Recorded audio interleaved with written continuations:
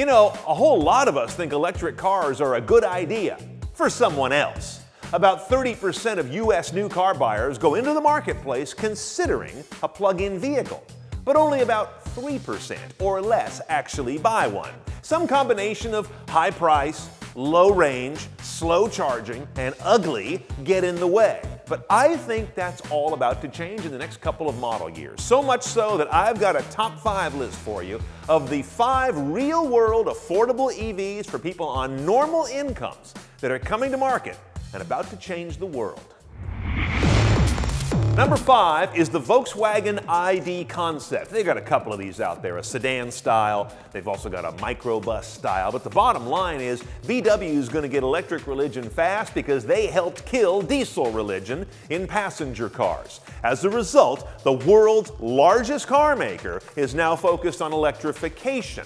And they're going to bring out 30 electrified models between 2020 and 2025, more than any other car maker on the radar. I put them at number 5 because I don't quite believe anything VW says these days, so they got to show me.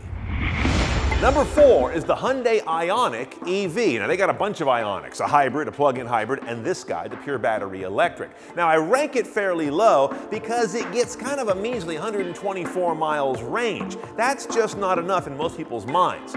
Never mind whether that's really enough in most people's habits. But this is part of a whole family of electrified cars under a nameplate that is not even the full story of what Hyundai is about to do.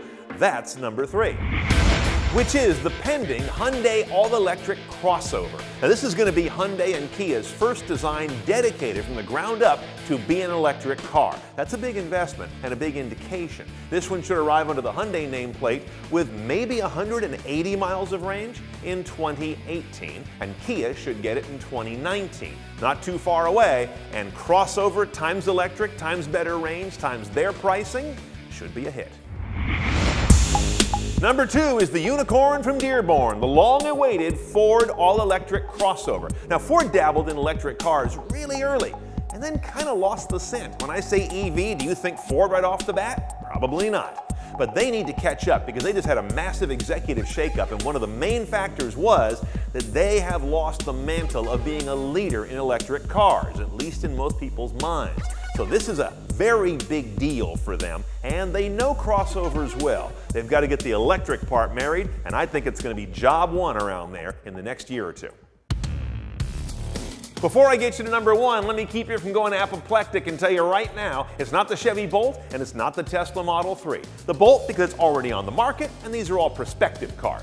And the Model 3, it's just not likely to be quite in the affordable category like what I'm showing you here. Never mind the base price. Once you doll it up properly, it's more of a BMW competitor than something that's going to go after Ford or Hyundai. The number 1 coming EV that could change more minds than any other may very well be the next Nissan Leaf. Now, the current model is almost a joke with a miserable 107 miles of range. Forget about it, as most consumers have. But the coming one should be well over 200 miles. It's going to have a much fresher look by all accounts. And don't forget, Nissan is the number 1 maker of electric cars in history. They have a lot at stake here, even though lately they've been living under the deep shade of the Tesla tree.